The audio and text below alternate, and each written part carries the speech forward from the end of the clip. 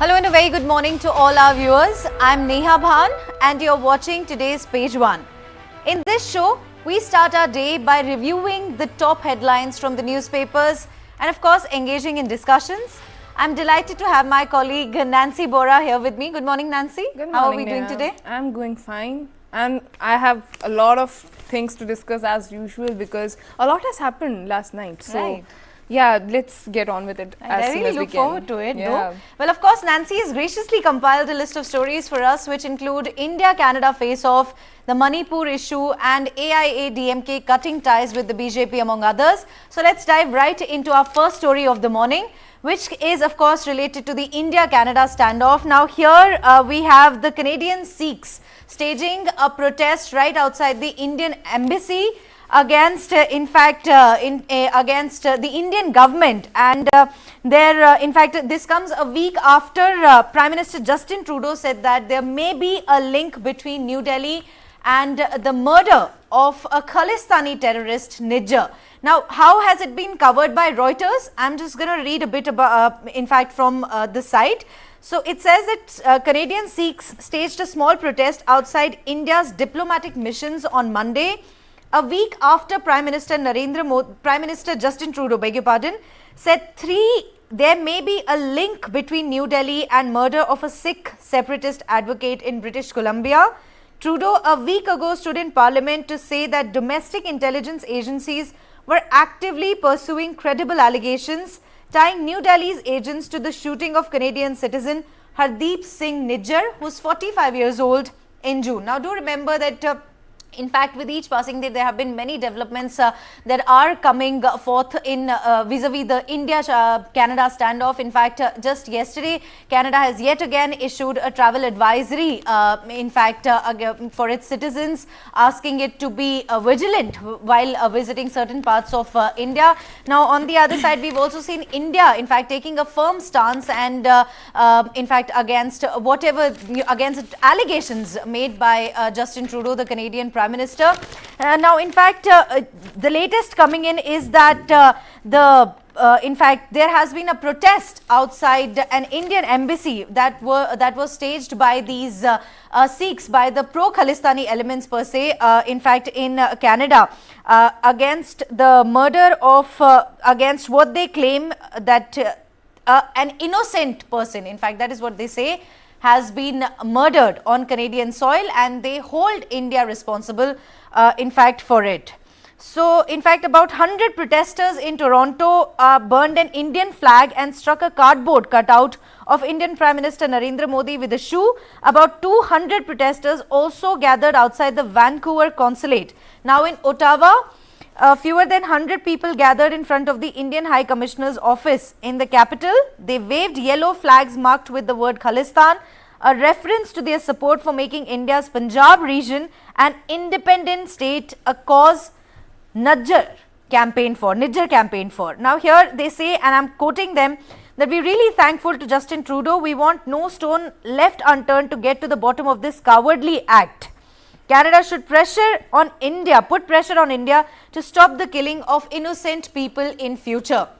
Now, that is what, in fact, these pro-Khalistani elements who have been very shamelessly given shelter in Canada with Justin Trudeau often seen, in fact, raising his voice in their favor. Now, that is what they've been saying. Do remember that Nijjar, in fact, is a Khalistani terrorist.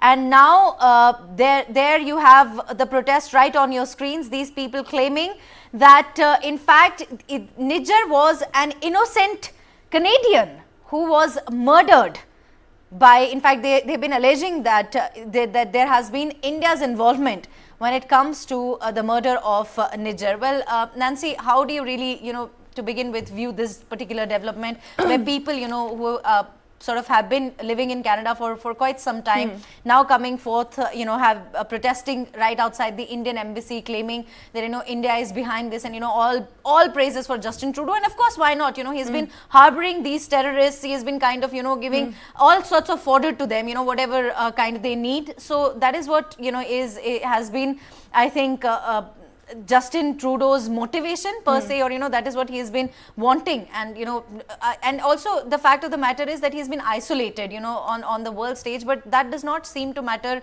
to him at all. Yeah.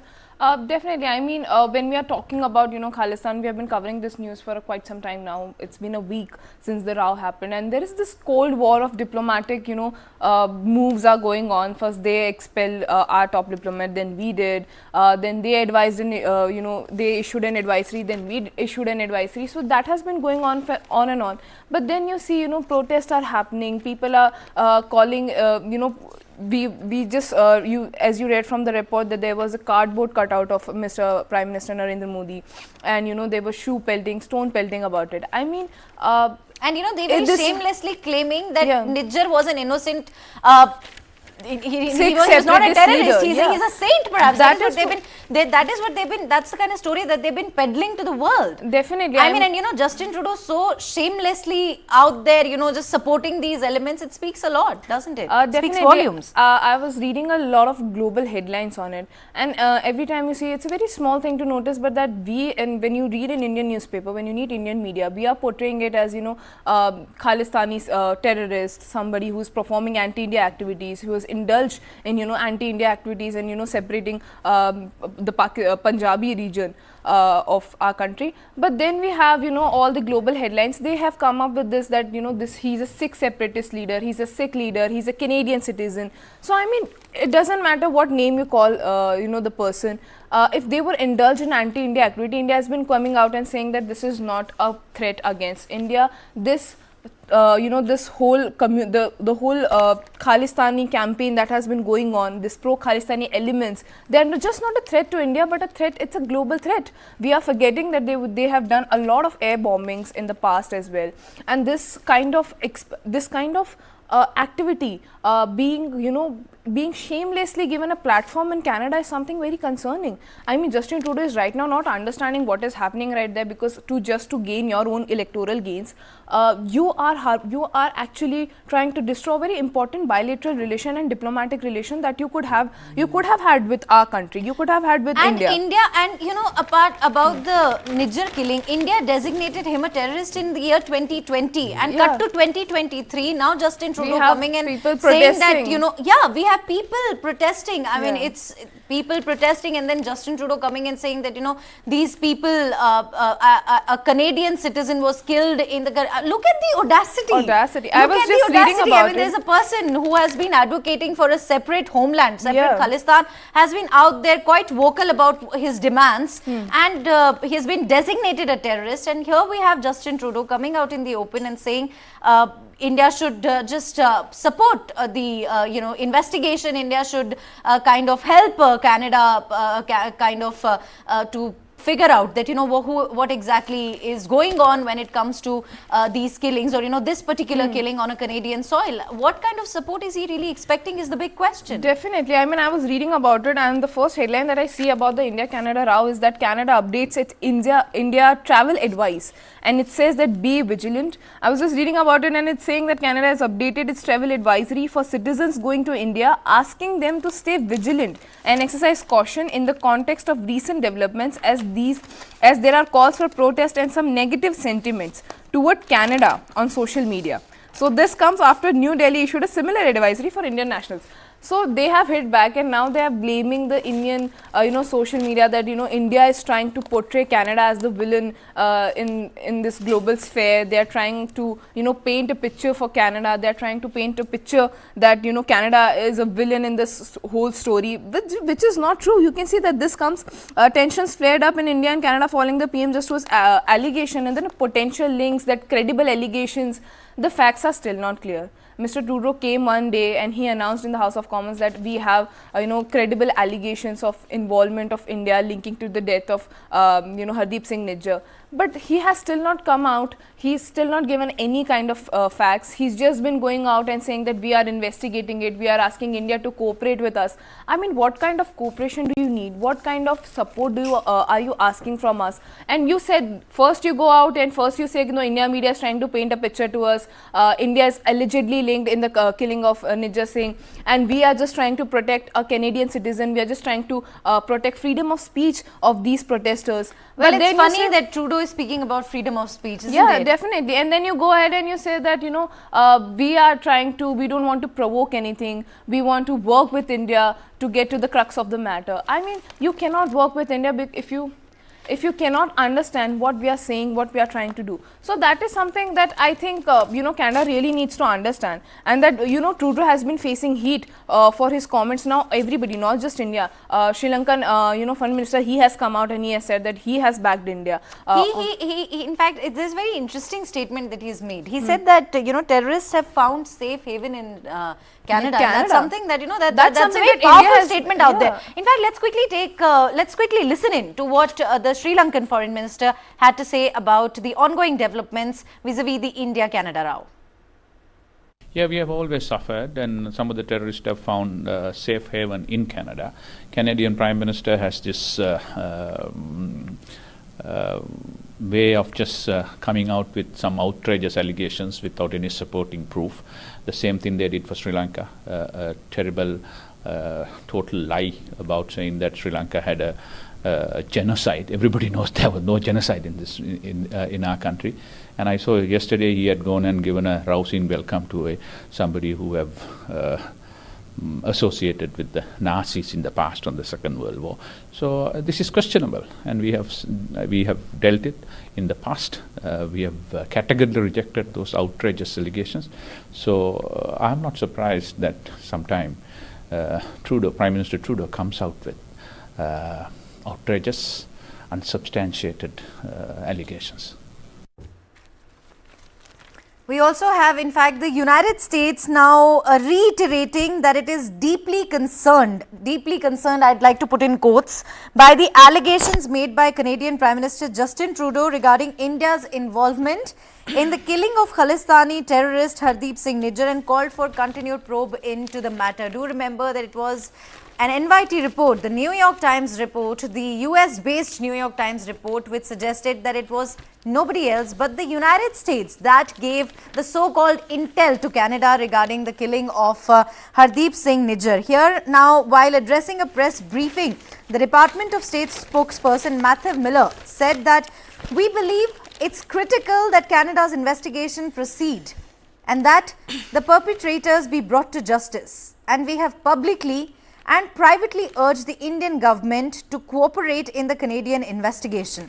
Asked about the India-Canada row, Miller said, "We're deeply concerned by the allegations referred by Prime Minister Trudeau. We remain in close contact with our Canadian partners," as the Secretary said on Friday. Now that's in fact the statement that Matthew Miller has made. Let's quickly listen in to what he had to say before Nancy and I get on to discuss this.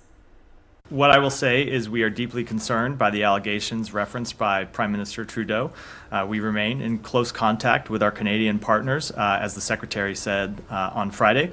We believe it's critical that Canada's investigation proceed and that the perpetrators be brought to justice. And we have publicly and privately urged the Indian government to cooperate in the Canadian investigation. There you have it. The US police, the global police, which nobody ever asked for, now coming like a school teacher and telling everybody, please sit down. Even, you know, for a second, somebody might really be interested in what the school teacher has to say. At least the children are for sure. But I don't know. I mean, what makes the United States think that it has the authority to school India, or, you know, tell somebody else, or, you know, tell India particularly. I won't talk about any other nation, but tell India, you know, we're deeply concerned. This is what you should be doing. This is the right approach. Please cooperate. I mean, come on. Who are you? I mean, you know, this deeply concerned. They are very deeply. Trudeau is a friend. India is a friend. We really want them to work this out. I mean, nobody is trying to understand. I think it's high time now that everybody came together and said to, you know, Trudeau that this is not something that is acceptable. You know, when the West comes out and when the US cannot do that, given the NYT report, given it was was apparently Yeah, the it United was States apparently itself involved. which gave the information, which gave the Definitely. so-called intelligence to Canada while pretending to be India's friend. I mean, there's a lot of lessons for India to be learnt here as well, Definitely. truth be told. Yeah, and you were talking about the NYT report. Here I have seen, the first headline, it says that at G20 meet, Biden raised Nijja's killing with PM, says a financial report. It says that US President Joe Biden and other Western leaders had expressed concern to Prime Minister Narendra Modi about Canadian claims that agents linked to New Delhi were involved in the murder of a Sikh separatist, obviously Financial Times. According to the FTI, several members of the Five Eyes, an intelligence sharing network that includes the US, UK, Canada, Australia and the New Zealand, raised the killing of Hardeep Singh Nijjar with Modi. One said Biden felt it was important to address the issue directly with its India counterpart. The White House declined to comment on whether Biden had discussed the issue with Modi at the G20. The leaders intervened at the G20 summit. Canada urged its allies to raise the case directly with Modi. So the Five Eyes we were talking about, the dominant Five Eyes. The US, the UK, Australia, New Zealand, and you have Canada. Now these Five Eyes. The Five Eyes, they have asked US that, please you go and talk to them directly. And in fact, at G20, as I said, like a schoolmaster. As a schoolmaster. I mean, nobody really wants. I don't know what makes it. At G20, Biden raised the issue of Nijja's killing. I mean, first we have the New York Times report. They said that the US was, helping the US intel help. It's quite a big report out there. I mean, it was obviously it was quite obvious to some people, to I think almost everybody, that where has this so-called intel come from. Yeah, definitely. But it's the US based NYT which has just put it out and there. Now it's the Financial Times who has come out and is saying that Biden was somebody who raised the issue with Modi, and they are asking India to cooperate with Trudeau. They are asking India to cooperate with the Canada problem, and I think India is 100% correct. They are saying what is there to coordinate with, what is there to cooperate with.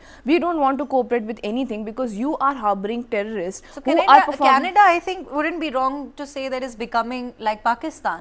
Yeah, definitely. I mean, that is what we have been dealing with Pakistan for the longest of time, that stop harboring terrorists, stop funding them, stop giving them shelter, and now Canada is doing the same thing. So I think that is something that we really need to have to step back. India need to reassess their ties with US, their Canada and other Western nations who are deeply concerned. With Canada, of course, the ties at this moment are not there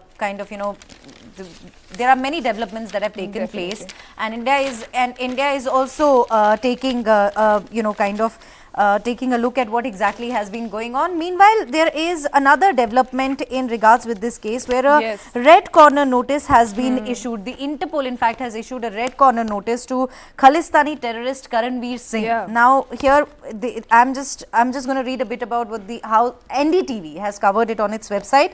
It says that the International Criminal Police Organization, commonly known as Interpol, on Monday issued a red corner notice against Karanveer Singh, a member of the banned terrorist group Pro-Khalistani International. The Interpol updated its website by putting out a red corner notice for the Khalistani terrorists. Singh is terrorist. Of course, Singh is believed to be hiding in Pakistan and was a member of the Pro-Khalistan terrorist group Pro-Khalistani International, intelligence sources told news agency. Now, as per the Interpol portal, the 38-year-old has roots in Punjab's Kapurthala district. There we have it. And now, I'm sure, Justin Trudeau would come forth and just say that he's not a terrorist. He's even though he's been taking a shelter in Pakistan, but the likes of Trudeau, Mr. Trudeau and some other people who tend to support, so-called, give support to whatever his wild acquisitions, will come forth and say, this is not fair. Why has a red corner notice been issued against Karanveer and whatnot? I mean, the hypocrisy that these countries, particularly the West, has shown. I'm not even going into how Canada has been, particularly the United States has shown. I mean, it's surprising. Definitely. It's not per se surprising. It's not, if you look at it, it's not even surprising. I mean, it was surprising because the G20 summit just happened. It's like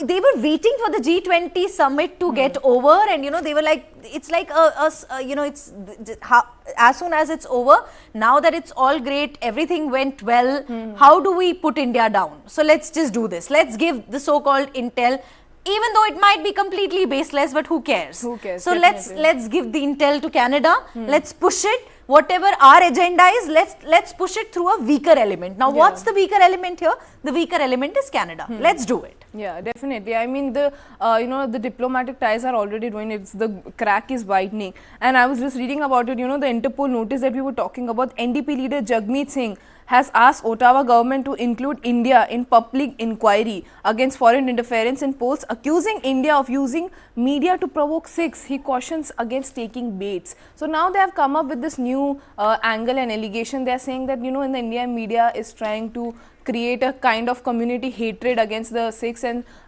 be aware, don't get don't get wooed by Indian media. They are just trying to paint a picture for Canada that Canada is the villain here. There, in fact, right on your screens is the 36-year-old terrorist Karanveer, who is a part of Babbar Khalsa International, is a terrorist and is reportedly taking shelter in Pakistan. Right on your screens, a red corner notice has been issued against him.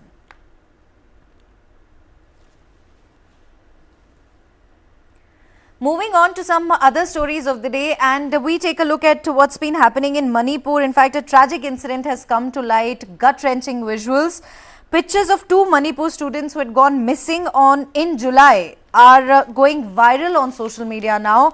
In fact, while one of them shows their dead bodies in gory detail, the other shows them sitting in fear, and in the background are two armed men with their guns clearly visible. That's a tragic incident right there, as normalcy slowly returns to the tiny northeastern state of India. Manipur, which has continued to remain on the edge since the 3rd of May, that's when an ethnic conflict broke out between the two communities, between the Meitei and the Kuki community. Now we have a tragic incident coming to light where two Manipur students who had gone missing in July have been killed. Their photos have gone viral, and in fact, it's just been 2 days, a couple of days since internet was restored in Manipur, and this is in fact the Manipur Chief Minister's office has also confirmed that the bodies belong to a young female student and a young male student. The state government has assured action against those who are behind such act, and the Chief Minister's office has also said that the matter is being probed by the Central Bureau of Investigation in collaboration with state agencies. I mean, Neha, it comes This picture, Nancy, has gone viral as soon as the internet was restored. That's kind of, I mean, Neha, we have been covering Manipur for 3 months now, and every day, something like this happens. I mean, it boils the blood, but it's just so sad to see. Now this will be the 100th incident like that, where we saw an image. First we had that women who were paraded in the a naked woman who was paraded through the village. Then we had a guy who just his head was just hanging right in front of his house. And then now we have visuals of two students we are talking about. I mean, why is this becoming a new normal in Manipur? I mean, this is so concerning that this is what we are now being habitual to, that this might, whenever we saw a video or a picture that is very gruesome and very horrifying, we think of Manipur. And I think it's so concerning that to see that Manipur right now is going through so much, and Supreme Court has been ordered, the government is trying to intervene. I mean, we saw Amit Shah, after the video went viral, Amit Shah went to and talked to Biren Singh. I mean, what kind of talks are happening? I really want to know, because this is something that is getting out of hand.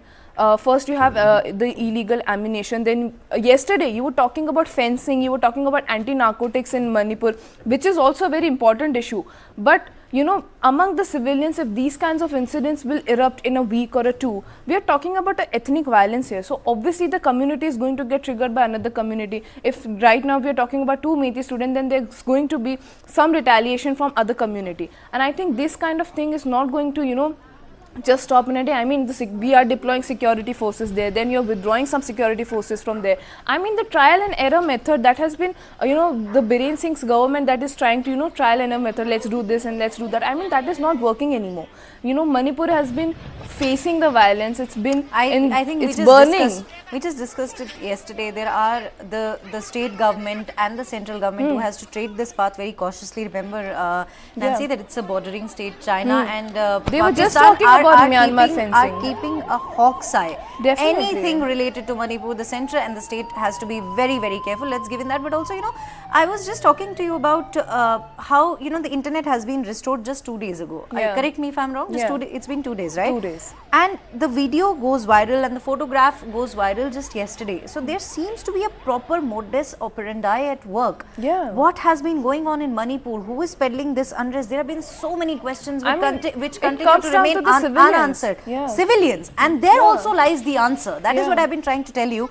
That the answer will not come from outside. The answer will not come from the state. The answer, of course, state government has to take the responsibility for whatever has happened. Nobody is taking that away. But the fact also is that the solution will not come until and unless these two communities, the Meiteis and the Cookies, they decide that enough bloodshed, we've seen enough bloodshed on our soil. Definitely. It's about time that we sit down, we sort out our differences, respect some differences that we cannot overcome, and kind of go on with life. For how long will we cripple Manipur?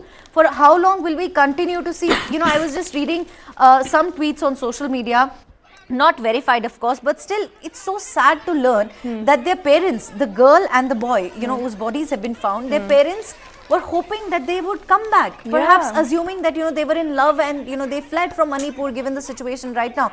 So that is something that is very tragic, and that is something that we have been witnessing in Manipur. We have had horrific visuals coming in from this northeastern state where in fact earlier we saw women who were paraded naked, the video, and there have been many other videos also which have gone viral, and now we have this where the video, I mean I'm unable to just even explain it to our viewers what kind of it sends shivers down your spine to just take a look at those visuals where they are just sitting there, their shirts are right, I mean it's horrific. It's definitely it's heartbreaking to report whenever it comes to Manipur, because it's been so long, and we were talking about restoring peace in Manipur, we were talking about normalcy returning to Manipur, but this kind of normalcy, now this is a new normal for Manipur. These kinds of incidences. First, just a couple of weeks ago we saw an army jawan who was not even part of the Meitei or the Kuki community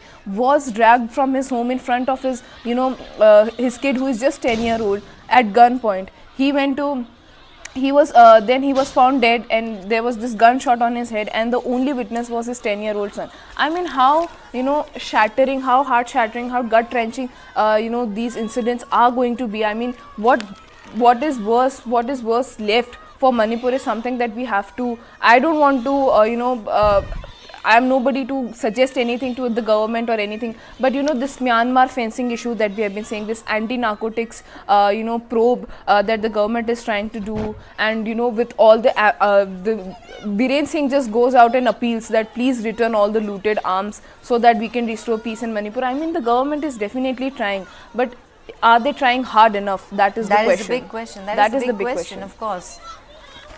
So, moving on now, the big show at 10 p.m. today, Duologue, TV9's Barun Das in candid conversation with former Indian cricketer Meitei Raj. What happened on 8 June 2022? Sportsperson like Sania Mirza or Saina Nehwal, they get written about more than the women's cricketer. Journalist, for some reason, doesn't like an athlete. The narrative is very different. Don't you think that a very, very focused approach should be there to create an ecosystem for producing champions? There are also some girls, they say like, Didi, school mein to koi nahi hai hamara, hum khelna chahte hain, lekin boys team mein lete nahi hai. In the huddle, do you tell your team members that let's go and fight? Or you tell them let's go and win? The purpose of you being in the tournament, that you've come to win. Duologue with Barun Das featuring Meitei Raj. World premiere on Connected TV. Tonight at 10. Only on Newsline Live. India's first and only digital exclusive English news stream for Connected TV. Supported by Alliance Broadband. Welcome back. Well, now we move on to Bengaluru, to in fact, where schools and colleges are band over Kaveri water dispute. I'm just going to quickly read out what HT has put out. It says that in the midst of mounting tensions surrounding the release of Kaveri water, divisions among protesting groups in Bengaluru have resulted in conflicting calls for bands on Tuesday and Friday. Now here the band announcements resulted in several associations including taxi drivers and hotel owners withdrawing their backing for the band. However, schools will remain shut. So there appears to be a confusion, but schools and colleges will remain shut. All private schools in fact in Bengaluru have made the decision to remain closed today in an announcement that was made by the Associated Management of English Medium Schools in Karnataka. Here now, in fact, the Kaveri water dispute was fought between the Indian states of Tamil Nadu and Karnataka over the allocation of water from the river Kaveri. There have been several protests over the years that have taken place in Bengaluru, and now after, in fact, there is apparently also a statewide bandh that has been called against the Kaveri water release. So there is one in Bengaluru today, while a statewide bandh has also been called on the 29th of September. The announcement for the Karnataka bandh on the 29th of September was made on Monday under the banner Kannada Okutta. This is led by Kannada activist Vatal Nagaraj. Now this dispute has been going on for quite long between these two states, and there appears that their farmers, in fact, from the Kaveri, in fact there are many unions which have extended their support to the call. This came, in fact, days after Karnataka Jala Samrakshana Samiti, which is an umbrella outfit of the Farmers Association, also gave the call for today's Bengaluru shutdown. Some vehicles plying there, but schools and colleges will remain shut. Yeah, I mean, I was reading about it as well. It says that Bengaluru on alert ahead of call for bandh over Kaveri water dispute. So I mean, now we were just talking about it. The committee has asked Karnataka to release water for Tamil Nadu, and Siddaramaiah went out and said, "I am not going to do that." So this Karnataka and Tamil Nadu issue has been going on for so long. I mean, we have seen governments, we have seen BJP came, then Congress came, but this issue seems nowhere to be resolved. And I think because of this political rift, the people who are actually suffering are the farmers. The irrigation thing, and then the dams that have been constructed. So I think the farmers are the one who are suffering from it. The irrigation, projects that they need. I think there needs to be some kind of, solution to this, because this has been going on for so long. Calling bandh and all of that is not maybe going to help it. And I was just reading about it. It says that the Bengaluru Police Commissioner, he has also issued a stern warning against any individual involved in the untoward incidents. Prohibitory orders will be enforced from Monday midnight to Tuesday midnight. So it's a one-day ban, and an official familiar with the matter of the condition of the anonymity. In the view of the shutdown call, Bengaluru Urban District Collector K. Dayanan announced a public holiday for all the schools and colleges in the city. So I mean, closing the city, I think the issue has been going on for so long, and we are talking about bandhs in Bengaluru city. I mean, the farmers are suffering, people are also suffering because of this. I think the governments of both the states needs to sit down, needs to strategize a plan over the sharing. There have been many such meetings which have taken place, but as you rightly said, that this issue has been going on for so long, yet both the states have kind of Siddaramaiah went to Delhi just a week ago. Siddaramaiah seems to be quite firm on. He's asking the centre to intervene into this matter. He's saying, because this is something that you see, both the states are trying to do what is best for their own state, their own states, and but the farmers what especially. They are not kind of realizing, as you rightly mentioned, that since they're failing to reach a consensus, is ultimately who's bearing the brunt. Definitely. I mean, it's the farmers who are the ones who are suffering. I think both the governments really need to sit down and talk about it instead of calling bandhs. I think that is not going to take this issue anymore. Yeah, absolutely. So now moving on to, I think, one of the biggest stories of the day, which is going to dominate the political news for days to come, I believe, is that the AIADMK's decision to cut ties with the BJP, something that was anticipated. Now here, the Times of India report says that AIADMK on Monday announced its decision to snap ties with BJP in Tamil Nadu and exit NDA, blaming the BJP state leadership for the breakup. After a meeting of office bearers, district secretaries, MPs and MLAs, it was declared that AIADMK, led by Edapadi Palaniswamy, would head an alliance and face the 2024 Lok Sabha elections, making it clear that the Dravidian party would be the big brother in any tie-up. Now, in fact, it should be taken into consideration as to why this happened, and it is absolutely a massive jolt for the BJP, which has been trying its best to set a foot in the southern state of India, in Tamil Nadu particularly. Now, also the fact of the matter is that the end of the alliance has come at a time when the AIADMK has also been bearing the brunt in the state. It has a shrinking space in Dravidian politics, and it also has been dealing with the loss of minority votes in the last two big elections, and even then it continued its alliance with the BJP. But after in fact, Annamalai's back-to-back statements, be it for J. Jayalalitha, be it for the former Chief Minister, AIADMK appears to have, in fact, taken a firm decision that they have had enough. They are not going to go ahead with the alliance because they perhaps are of the view that they are not benefiting from the alliance, or what has been happening is that they have lost the ground in the state, given the humiliating defeat that they had to face in the last election. Now here, in fact, it's being said that a high-level meeting in Chennai was chaired on Monday, and AIADMK Deputy General Secretary KP Munuswamy he has spoken with the media, has told the media that the unanimous decision was response to BJP's sustained attacks on the party and its leaders over the past year. In its statement on social media, the party used a hashtag which literally means "Thank you, never come back again."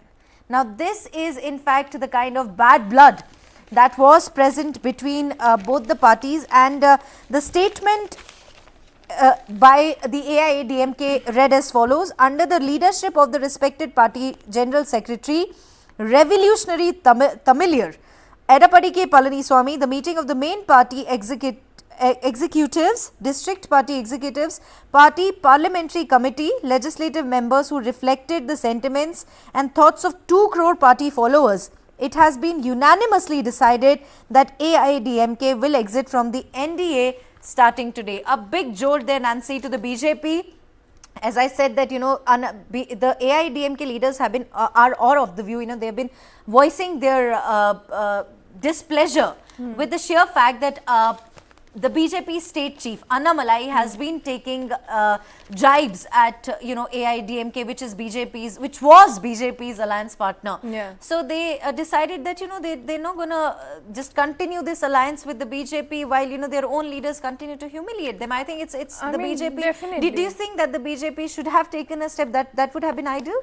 Yeah, I mean, definitely, many people might have seen this surprising, but I saw it coming because AIADMK have been repeatedly voicing their concerns regarding Annamalai and his statements regarding CN Annadurai. The way he spoke about him, he said that, he was anti-Hindu, he was this, he was that. I mean, this kinds of allegations, coming out from BJP. I mean, if you are in an alliance, you have to be careful about the sentiments of your alliance partner, obviously.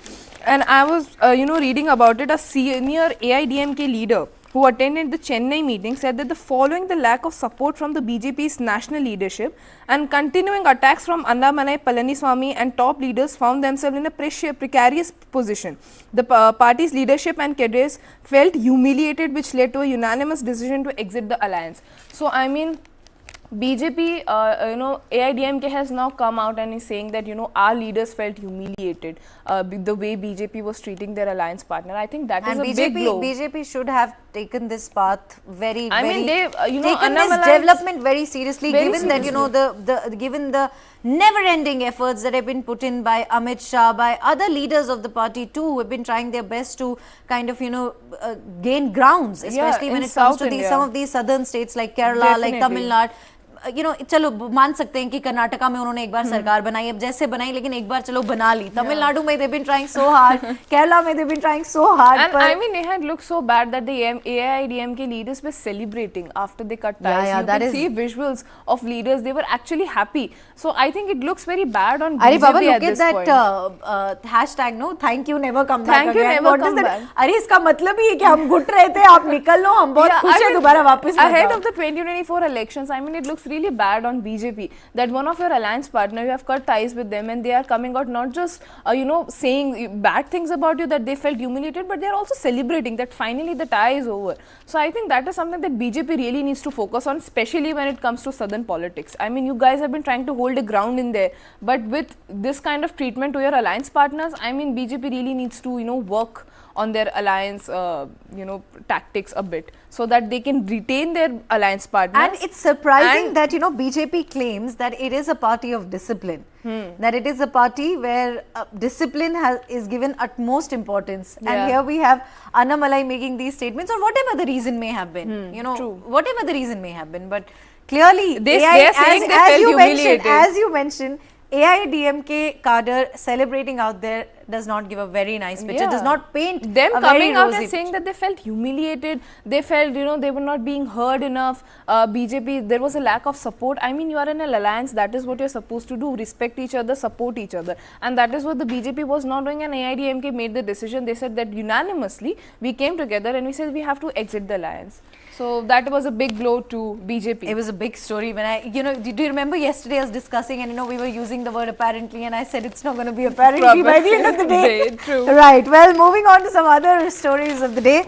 The Supreme Court here, the Times of India, has said that school slapping should shake UP government's conscience. And that is how it has been reported. I'm just going to read some excerpts from the newspaper.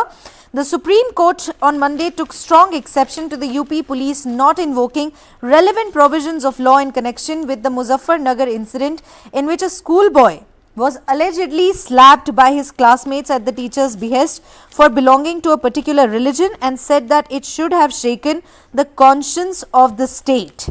A bench of Justice Abhay Soka and Pankaj Mithal said quality education cannot be provided in educational institutions if students are targeted for being a part of a community, and held that the state government had prima facie failed to implement the law. Nancy, do you remember this particular case where a teacher, in fact, was seen asking the other students to slap a boy who belonged to a particular religion, because apparently he had not done his homework, and that is what she said, and the video just went viral. I had also written on it, and that is not how a teacher is supposed to behave. That was so horrendous. And now the Supreme Court has also slapped the UP government and said that it should have shaken anyone's conscience. And here the Supreme Court is making a very pertinent point that this is not how educational institutions are supposed to behave. This is not what a child is supposed to take from an educational institution, from a school, from a college, from anywhere. You cannot target anyone based on their religion, come what may. Now she'd also come out and given clarification and said that she's handicapped, which is why she could not get up and teach the boy a lesson herself. Lessons, there were so many other ways a lesson could have been taught to that particular student, instead of humiliating that. The impact, the psychological impact of these incidents are so much on these students. They just continue to go into that zone where they believe there is something terribly wrong with them, although that is totally not the case. A teacher's duty under these circumstances, it is what matters the most. A teacher's duty under these circumstances is to tell the students that it's all right if you could not do it, or there are other ways and means through which as I mentioned, through which a child can be taught. And this is something that was not anticipated, and Supreme Court here saying that it should have shook anyone's conscience. I think the Supreme Court is absolutely right. I mean, there's no doubt about it. The Supreme Court has done the right thing. They have asked the state that there was a delay in the the filing of the FIR as well. Why was there a delay? And then I think, Neha, the more concerning thing is that we get it that Russia was we get it that the way she came out and she asked the children to slap the guy. I mean, that is not the problem. The teacher asking somebody, she was an adult, whatever her reason was, whatever clarification she gave. I think the most concerning thing was that the children agreed to slap the child. I think that was the most concerning thing for me throughout the story. And I think the Supreme Court also, I was reading about it somewhere. Yes, here it says that, the court has asked the state if it has appointed counselors for the child as well as those children who were alleged in structure to hit him. It said that the counseling also has to be professional. They have asking that, give proper counseling to the child who was, who got hit by other children, and counseling for the children as well, that how can you, if somebody is asking, if a teacher is asking you to slap a child just because he belongs to a particular community, or he might have done a homework or not, but these kinds of issue, I mean, it shatters me to my core that, and I think Supreme Court is definitely right in asking the state government, I mean, what were you doing? This is not supposed to be how an educational institution should look like. You cannot go around, you cannot say, and you cannot come around and say that, I could not teach him a lesson.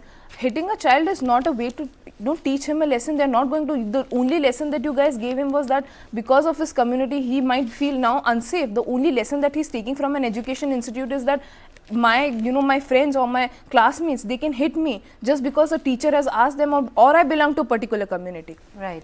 Well, also now taking a look at other stories, we have a big update coming in from the Ukraine-Russia ongoing war. Here the Ukraine has made a big claim where it says that it has the Russian Black Sea Fleet commander. It has in fact killed in Russia. Now here Ukraine, I'm reading excerpts from the Guardian. It says Ukraine has claimed it killed the commander of Russia's Black Sea Fleet along with 33 other officers in one of Kyiv's boldest attacks yet on the occupied peninsula of Russia. Now here the Ukrainian military said Friday's attack on the headquarters of Russia's Black Sea Fleet was timed to coincide with a meeting of naval officials. The special forces said on the Telegram messaging app, and I'm going to just quickly quote them, after the strike on the headquarters of the Russian Black Sea Fleet, 34 officers died, including the commander of the Russian Black Sea Fleet. Another 105 occupiers were wounded. The headquarters building cannot be restored. Something, a big jolt to Russia there, Nancy. Definitely. In fact, the Russian Defense Ministry is yet to comment on Ukraine's claim. And Moscow has previously confirmed Ukraine's attack, but said that one serviceman was missing as a result of the attack. It's a big embarrassment for Russian President Vladimir Putin, who had waged a war against Ukraine with the hope that it will be able to crush Ukraine within a few months. Not a war, Neha. It was a special military operation. Special military operation. Well, of course, now it's been, I think, more than 1.5 years, and the war is ongoing. Ukraine seems to be getting a lot of strength with each passing day. The Ukrainian president also very recently met United States President Joe Biden. He also made a quick stop at Canada, where he met Canadian Prime Minister Justin Trudeau. And now there a big claim coming in from Ukraine, where it says that it has in fact killed the Russian Black Sea Fleet commander. That is not it. It also says that 34 officers have also died, including the commander of the Russian Black Sea Fleet. I mean, I was reading about it as well in the Times of India. It says that, the new death and the casualty figures are a steep increase from what Ukraine's intelligence chief told the America on Sunday. He said that when he said at least 9 people were killed and 16 others were wounded in the attack, but now it has coming that 34 people were killed. So that is also something, very concerning. And he also said that Alexander Romanchuk, who was a Russian general, commanding officer, they are saying that he was also, in serious condition. So I mean, I think the interesting point to note here is that the war has been going on for so long, and nobody expected Ukraine to retaliate and, hold or, to come out and attack and retaliate for such a long time. I mean, they have been, giving back to Russia for more than a year now. I think that is a big blow for Putin and his, the way he thought that I'm going to just launch an operation and I'm going to show Ukraine its place. But I think the way Ukraine is coming out and retaliating and, attacking, and now they have getting, we just did a story where, Biden was giving packages, military aids to Ukraine. I mean, that is something that, as again, the US is all for it, ma'am. The US is all for it. Right. Well, moving on to some other stories of the day. Here we have An update coming in from Nepal and China. Both these countries have signed 12 pacts. Now, here China and Nepal on Monday signed 12 agreements, including 7 MOUs to enhance bilateral cooperation in sectors including trade, road connectivity and information technology. After Premier Li Qiang and Prime Minister Pushpa Kamal Dahal held wide-ranging talks in Beijing. The two sides exchanged views on the ways to further strengthen and consolidate the mutual understanding and cooperation and give a new impetus in the front of economy, trade and people-to-people contacts. It said 2 days after Chinese President Xi Jinping held talks with the Nepal Prime Minister on the sidelines of the Asian Games being held in the eastern Chinese city. Do remember that the Nepalese Prime Minister also had met with National People's Congress Chairman, during which they focused on further broadening the historical ties between Nepal and China and promoting exchange of high-level visits.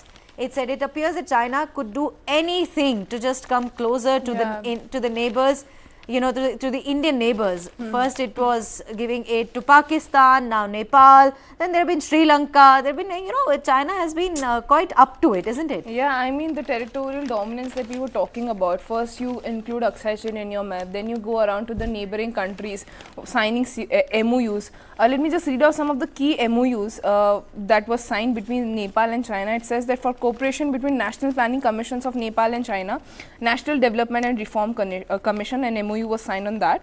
On establishment of a joint technical working group for review modification of Nepal-China trade and payment agreement was also signed. And on thirdly, on Hilsa-Simcoe Road project and power grid interconnection projects. I mean, there are 3 keys MOUs that were signed between China and Nepal, and 12 agreements more that we are talking about when Prachanda visited to Beijing. I mean, India should be, on alert, because the way diplomatic, it's not safe to have good diplomatic relations with China, and the way China has been targeting the neighboring countries of India to strengthen its ties, to strengthen trade agreements, economical transactions between the countries. I think that is going to be something concerning for India, obviously, and India has voiced the concern. India has raised the issue that this kind of thing will not is not something that we appreciate. I mean, you are allowed to have any kind of strong relation, bilateral ties with any country you want, but it should not be that you are creating an ally, creating an international alliance to just attack against India. So I think that is something that China can stoop to any level. Yeah, any level. So I think India needs to really be careful with this new formed friendship between China and Nepal. And we have to look for it. I'm sure, India is quite aware of the developments that have been taking place on that front. Well, that's all we have in today's Page 1. Thank you very much for watching. Have a great day.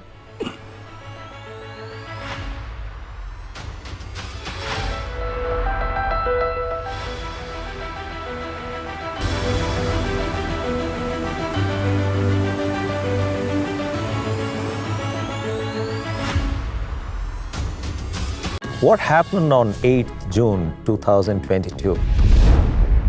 Spokesperson like Sania Mirza or Saina Nehwal, they get written about more than the women's cricketer. Journalist, for some reason, doesn't like an athlete. The narrative is very different.